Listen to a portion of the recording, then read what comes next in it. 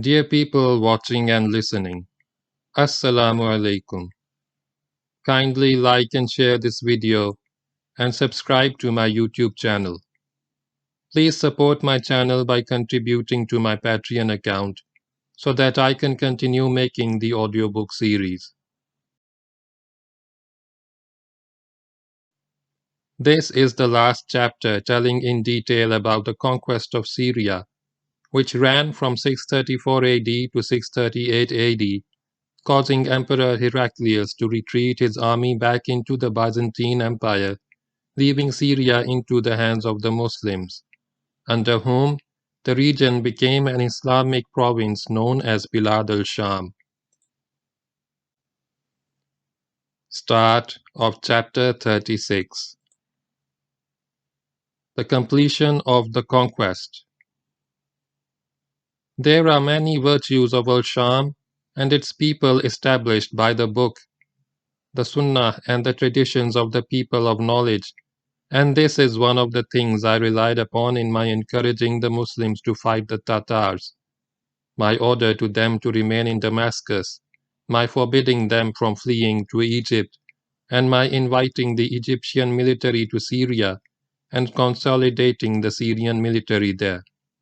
Ibn Taymiyyah, speaking of the events of 700 to 702 Hijri, when Damascus was successfully defended against the ravaging Mongol army. After Yarmouk, the remnants of the Roman army withdrew in haste to northern Syria and the northern part of the Mediterranean coast. The vanquished soldiers of Rome, those who survived the horror of Yarmouk, were in no fit state for battle. The victorious soldiers of Islam were in no fit state for battle either. Abu Ubaidah sent a detachment to occupy Damascus and remained with the rest of his army in the region of Jabiyah for a whole month. During this period, the men rested, spoils were collected, checked, and distributed. The wounded were given time to recover. There was much to be done in matters of administration, and this kept the generals occupied. In early October 636 AD, late Shaban 15 Hijri, Abu Ubaidah held a council of war to discuss future plans. Opinions of objectives varied between Caesarea and Jerusalem. Abu Ubaidah could see the importance of both these cities, which had so far resisted all Muslim attempts at capture, and unable to decide the matter, wrote to Umar for instructions. In his reply, the Caliph ordered the Muslims to capture Jerusalem. Abu Ubaidah therefore marched towards Jerusalem with the army from Jabiyah, Khalid and his mobile guard leading the advance. The Muslims arrived at Jerusalem around early November, and the Roman garrison withdrew into the fortified city.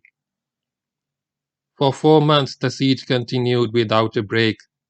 Then the Patriarch of Jerusalem, a man by the name of Sophronius, offered to surrender the city and pay the jizya, but only on condition that the Caliph himself would come and sign the pact with him and receive the surrender.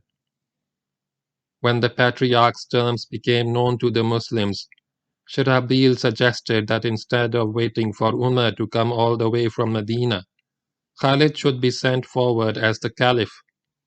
Umar and Khalid were very similar in appearance, and since the people of Jerusalem would only know Umar by reports, they could perhaps be taken in by a substitute. The Muslims would say that actually the Caliph was already there, and lo, he comes. On the following morning, the Patriarch was informed of the Caliph's presence, and Khalid, dressed in simple clothes of the poorest material, as was Umar's custom, rode up to the fort for talks with the Patriarch. But it did not work. Khalid was too well known, and there may have been Christian Arabs in Jerusalem who had visited Medina and seen both Umar and Khalid, noting the differences. Moreover, the Patriarch must have wondered how the great Caliph happened to be there just when he was needed. Anyhow, the trick was soon discovered, and the Patriarch refused to talk. When Khalid reported the failure of this mission, Abu Ubaidah wrote to Umar about the situation and invited him to come to Jerusalem and accept the surrender of the city. In response, the Caliph rode out with a handful of companions on what was to be the first of his 4 journeys to Syria. Umar first came to Jabiyah, where he was met by Abu Ubaidah, Khalid, and Yazid, who had travelled thither with an escort to receive him. Amr bin al-As was left as commander of the Muslim army besieging Jerusalem. Khalid and Yazid were magnificently attired in silk and brocade, and rode gaily caparisoned horses, and the sight of them infuriated Umar. Dismounting from his horse, he picked up a handful of pebbles from the ground and threw them at the 2 offending generals. "Shame on you," shouted the Caliph, "that you greet me in this fashion. It is only in the last 2 years that you have eaten your fill. Shame on what abundance of food was brought to you. By Allah, if you were to do this after 200 years of prosperity, I should still dismiss you and appoint others in your place." Umar was dressed in simple patched garments, as he was wont to wear in the time of the Holy Prophet sallallahu alaihi wasallam. Becoming Caliph had made no difference to his austere and unspoiled way of life, and he continued to abhor luxury and ostentation. Recovering from their discomfiture, Khalid and Yazid hastily opened their robes and showed the armor and weapons which they wore underneath. "O Commander of the Faithful," they cried, "these are only garments. We still carry our weapons." Umar was sufficiently mollified by this reply. Now Abu Ubaidah walked up, dressed as simply and ineffectively as always, and the Caliph and the Commander-in-Chief shook hands and embraced each other. From Jabiyah, Umar proceeded to Jerusalem, accompanied by his generals and the escort. His arrival at Jerusalem was a great moment for the Muslim soldiers, and they rejoiced at the sight of their ruler. Next day at about noon, Umar sat with a large group of companions, talking of this and that. Soon it was to be time for the early afternoon prayer. Bilal the Negro was also present. Bilal, who has been mentioned in the 2nd chapter of this book, had suffered many tortures in the early days of Islam at the hands of the unbelieving Quraysh, but had remained steadfast in his faith. When the institution of the adhan, the Muslim call to prayer, was adopted in 2 Hijri, the Prophet appointed Bilal as the muazzin, and thereafter, 5 times a day, the powerful and melodious voice of Bilal could be heard at Madinah, calling the faithful to prayer. Over the years, Bilal had risen in stature as a saintly Muslim and had become one of the closest and most venerated companions of the Prophet sallallahu alaihi wasallam. But on the death of the Holy Prophet, Bilal had fallen silent. He would not call the adhan any more. It now occurred to some of the companions that perhaps the conquest of the holy city of Jerusalem was an important enough occasion for Bilal to break his silence. They asked Umar to urge him to call the adhan, just this one time. Umar turned to Bilal. "O Bilal, the companions of the Messenger of Allah sallallahu alaihi wasallam implore you to call the adhan and remind them of the time of their Prophet, on whom be the blessings of Allah and peace." For a few moments Bilal remained lost in thought. Then he looked at the eager faces of the companions and at the thousands of Muslim soldiers who were gathering for the congregational prayer. Then he stood up. Bilal would call the adhan again. The glorious voice of the illustrious muazzin beat upon the vast multitude. As he called the opening words, "Allah is great," the minds of the faithful turned to the memories of the dearly loved Muhammad sallallahu alaihi wasallam, and tears welled up in their eyes. When Bilal came to the words, "Muhammad is the apostle of Allah," his audience broke down and sobbed. On the following day the pact was drawn up. It was signed on behalf of the Muslims by Caliph Umar and witnessed by Khalid, Amr bin al-As, Abdul Rahman bin Auf, and Muawiyah. Jerusalem surrendered to the Caliph, and peace returned to the holy city. This happened in April 637 AD, Rabiul Awwal 16 Hijri.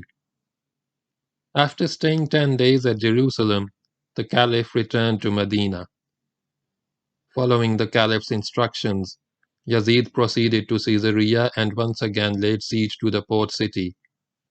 Amr and Sharabil marched to reoccupy Palestine and Jordan, which task was completed by the end of this year. Caesarea, however, could not be taken till 640 AD, 19 Hijri, when at last the garrison laid down its arms before Muawiyah. Abu Ubaidah and Khalid, with an army of 17,000 men, set off from Jerusalem to conquer all of northern Syria.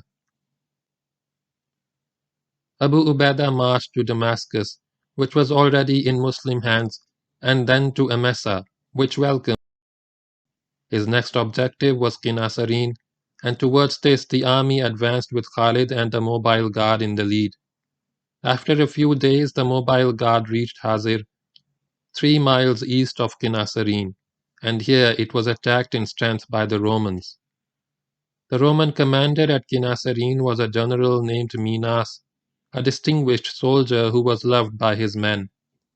Minas knew that if he stayed in Qinasarine, he would be besieged by the Muslims and would eventually have to surrender. As at present no help could be expected from the emperor, he therefore decided to take the offensive and attack the leading elements of the Muslim army well forward of the city and defeat them before they could be joined by the main body. With this plan in mind, Minas attacked the mobile guard at Hazir with a force whose strength is not recorded. He either did not know that Khalid was present with the leading elements of the Muslim army, or did not believe all that he had heard about Khalid. For Khalid to throw his cavalry into fighting formation for battle was a matter of minutes, and soon a fierce action was raging at Hazir. The battle was still in its early stages when Minas was killed, and as the news of his death spread among his men, the Romans went wild with fury and attacked savagely to avenge their beloved leader's death. But they were up against the finest body of men of the time. Their very desire for vengeance proved their undoing, for not a single Roman survived the Battle of Hazir. The mobile guard took this encounter in its stride as one of its many victories. As soon as the battle was over, the people of Hazir came out of their town to greet Khalid. They pleaded that they were Arabs and had no intention to fight him.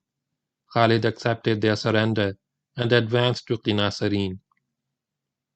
When Umar received reports of the Battle of Hazir, he made no attempt to conceal his admiration for the military genius of Khalid. "Khalid is truly the commander," Umar exclaimed.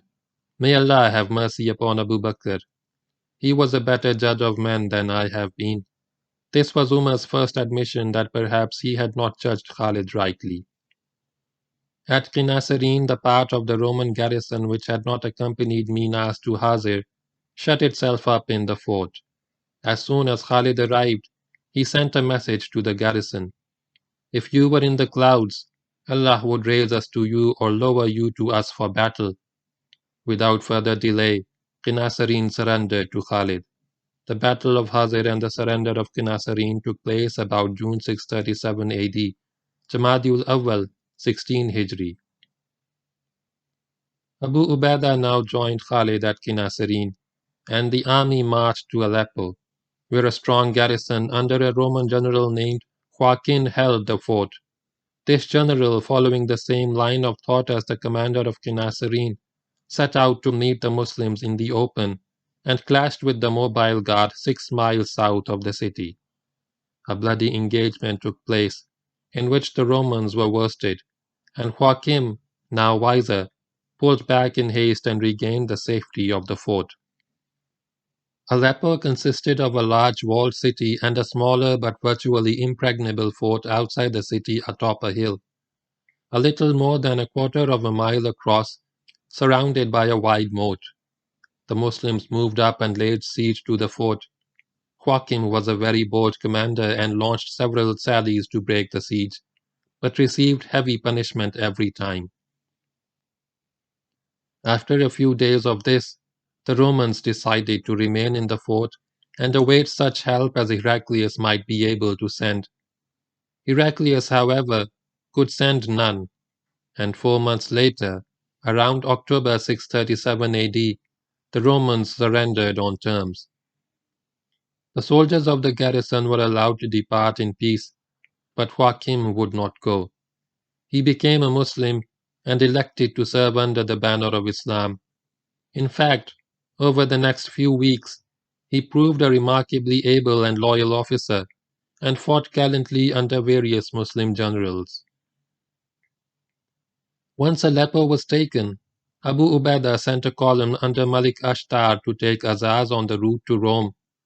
The region which the Muslims called Rome included the area which is now southern Turkey east of the Taurus Mountains.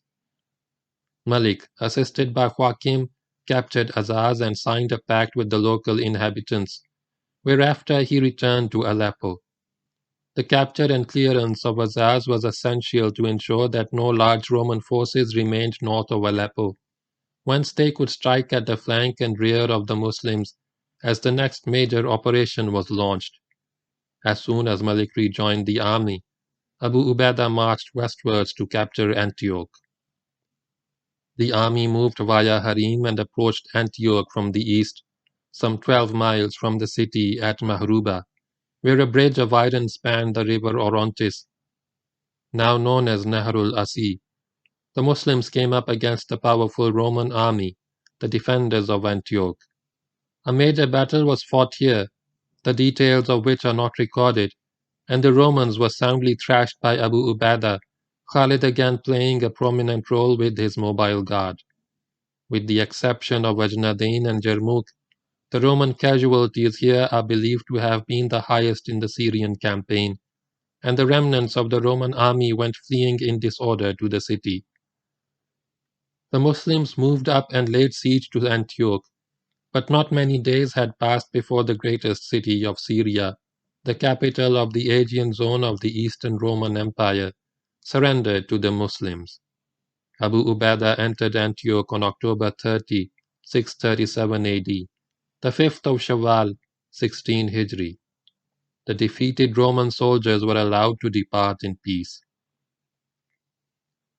Following the surrender of Antioch, Muslim columns moved south along the Mediterranean coast and captured Latakia, Jabla, and Tartus, thus clearing most of the northwestern Syria of the enemy.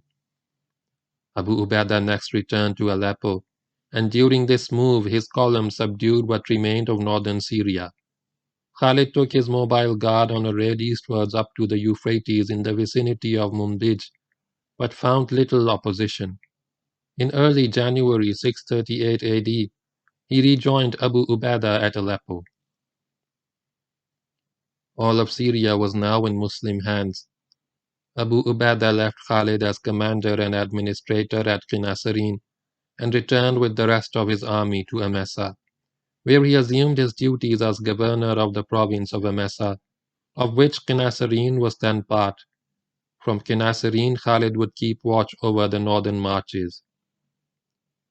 By the end of 16 Hijri, corresponding roughly to 637 AD, all Syria and Palestine was in Muslim hands, except for Caesarea, which continued to hold out. The various Muslim commanders settled down to their duties as governors of provinces.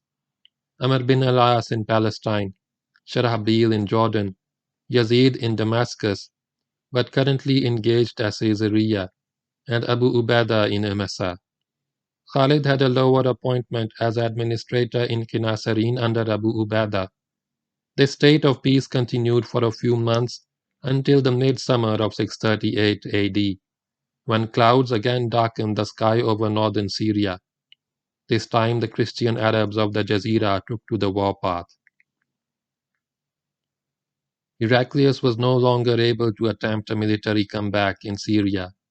In fact, he was now more worried about the rest of his empire, which after the destruction of his army at Jarmouk and Antioch was extremely vulnerable to Muslim invasion.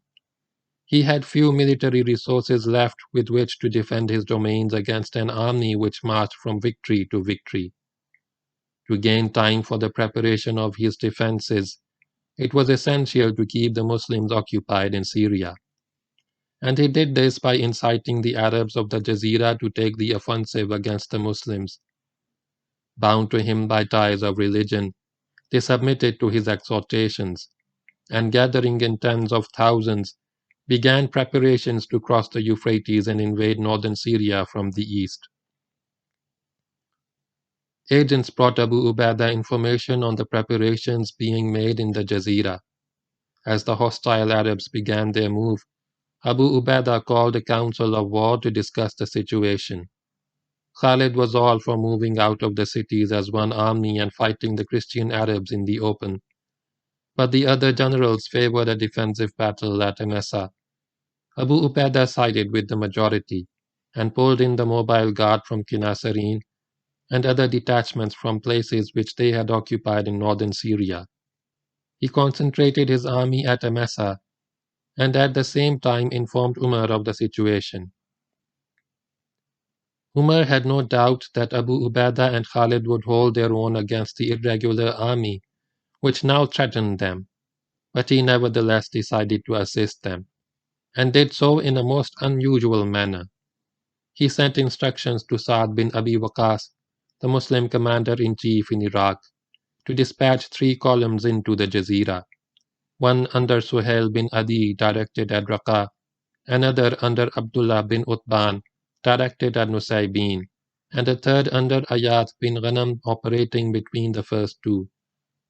At the same time, Umar ordered the dispatch of 4,000 men under Qaqa bin Amr from Iraq to Emesa, along the Euphrates route, to reinforce Abu Ubaidah. The Christian Arabs arrived at Emesa to find the Muslims safely fortified, and not knowing what else to do, laid siege to the city. But hardly had the siege begun when messengers came galloping from the Jazeera to inform them that 3 Muslim columns were marching from Iraq towards the Jazeera. The Christian Arabs now realized the absurdity of their situation. While they were fighting the Muslims in Syria, pulling Heraclius' chestnuts out of the fire for him, their own land was about to fall to the Muslims coming from another direction. They abandoned the siege and hastened back to the Jazeera, which was the only sensible thing to do. Qaqa arrived at Emesa 3 days after the departure of the Christian Arabs. As soon as the 3 Muslim columns from Iraq heard of the return of the Christian Arabs, they halted on their route to await further instructions from Sa'd. Their mission had been accomplished. With this neat, indirect maneuver, Umar had repulsed the invading army of the Jazeera without shooting an arrow. The abortive attempt of the Arabs of the Jazeera to fight the Muslims did no damage to the Muslims in Syria. It did, however, arouse the anger of the Muslims and made them conscious of the fact that they could not regard Syria as being safely in their possession until neighboring lands were cleared of all hostile elements. These elements existed in the Jazeera and in the region east of the Taurus Mountains, and they would have to be destroyed or subdued in order to create a zone of security beyond the borders of Syria. Umar decided to deal with the Jazeera first. He ordered Sa'd to arrange for its capture and appointed Ayat bin Ghanam as the commander of this theater of operations. Sa'd instructed Ayat to continue the invasion of the Jazeera with the forces under his command, and the Muslims from Iraq resumed their forward march late in the summer of 638 AD. Ayat operated with 3 columns, and over a period of a few weeks overran the region between the Tigris and the Euphrates up to Nusaybin and Ruha, now Urfa. It was a bloodless operation.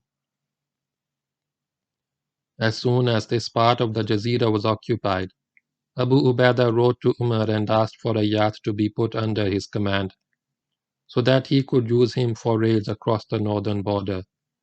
Umar agreed to this request, and Ayat moved to Emesa with part of the Muslim forces sent from Iraq to the Jazeera. In the autumn of 638 AD, Abu Ubaidah launched several columns, including two commanded by Khalid and Ayyad, to raid Roman territory north of Syria up to as far west as Tarsus. Khalid's objective was Marash, and he arrived here and laid siege to the city which contained a Roman garrison. By now the presence of Khalid was sufficient to strike terror in the hearts of the Romans, and a few days later Marash surrendered on condition that the garrison and the populace be spared. As for material wealth, the Muslim could take all they wished, and the Muslims did. Khalid returned to Qinasarine laden with spoils such as had seldom been seen before. Just the spoils of Marash were sufficient to make the soldiers of this expedition. Had Khalid acquired the quality of thrift in his youth, he would have been one of the richest men of his time. It was the custom in those days that a warrior who won a duel took all the possessions of his vanquished foe, and this reward was apart from his normal share of the spoils taken in battle. Khalid had fought more duels than anyone else in the Muslim army, and won each one of them. Moreover, his adversaries were usually generals, more richly equipped than others, especially the Persian and Roman generals, who wore jewels and gold ornaments with their dress. Thus more wealth came into the hands of Khalid than of others, but it slipped through his fingers like sand. He would live well and give generously. Whatever wealth was gained in one battle lasted only till the next. Khalid had acquired a large retinue of slaves. He had married many times and had dozens of children, and the upkeep of his household took a good deal of money. Then there were the soldiers. After every battle, Khalid would pick out warriors who had done better than others and give them extra gifts from his own pocket. This was known to the austere and frugal caliph, who regarded it not as generosity but as extravagance. On Khalid's return from Marash, the same thing happened again. He gave lavishly to his soldiers, and by now a number of unscrupulous persons had arisen in the Muslim army, who would approach successful generals, sing their praises, and receive gifts in true Oriental fashion. One such man was Ash'ath bin Qais, chief of the Kinda, who has been mentioned in part 2 of this book. He had led the apostate revolt of his tribe in the Yemen, and saved himself at the last minute by betraying his own followers. Ash'ath was a great poet. He came to Khalid at Qinasarine and recited a fine poem in praise of the great conqueror, and in return Khalid gave him a gift of 10,000 dirhams. Within a fortnight the agents of the caliph had informed him of this episode, and Umar was furious. This, thought Umar, was the limit. Ash'ath did not know that when he recited his eloquent poetry, he was in fact digging the grave of Khalid's military career. End of chapter 36.